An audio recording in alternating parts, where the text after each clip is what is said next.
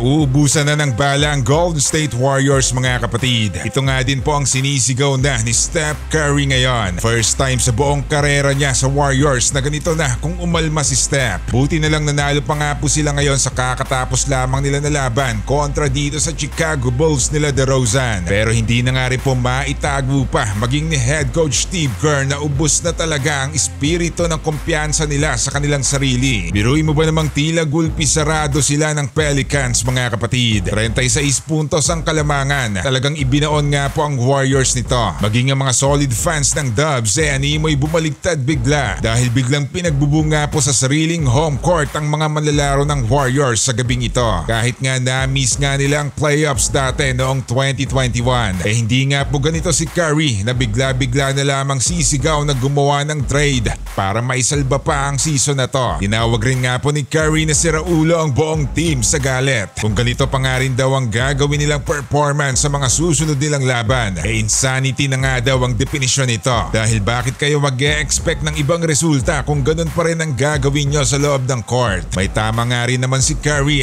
wag na ngang mag-expect pa ng ibang resulta kung ganun pa rin kababa ang energy nila sa kanilang performance. Medyo mahirap din tong gagawin na trade ng Warriors. Mapapakawalan nila sina Andrew Wiggins, Gary Payton II, Moses Moody, 2027 first round pick, 2026 second round pick at 2028 second round pick para lang nga makuha itong sina DeJounte Murray at Clint Capella. Gustong gusto nga din po ng Lakers si Murray dahil nasa trading block nga po ito. Madali lang tong makuha sa Atlanta pero napakapangahas na move to para sa Warriors dahil nandyan si Wiggins at maging itong matinik sa depensa na si Payton sa trade. Samantala tatanggalan pa ng pangilang Warriors si Draymond Green mga kapatid. Tila bagong karma na naman to para kay Draymond. Bago nga po makabalik sa laro si Green para sa Golden State, kailangan na niya nga muna daw pabayaan ng mga referee sa mga trabaho nila. Kumbaga hindi siya dapat umasta na mas marunong pa siya sa mga referee. Kaya laging natitechnical din kasi si Draymond mga kapatid dahil panay angal nito sa mga calls sa kanya. Para sa kanya nga lamang daw ang mga calls na paggrabe ibibigay agad sa kanya. Sobrang bias nga daw sa kanya ng mga referee dahil sa nagawa niyang para sa kanya hindi naman daw dirty tactics. Medyo galit na rin ang Warriors team at talagang istrikto na kay Draymond dahil binigyan nga siya ng malaking challenge na wag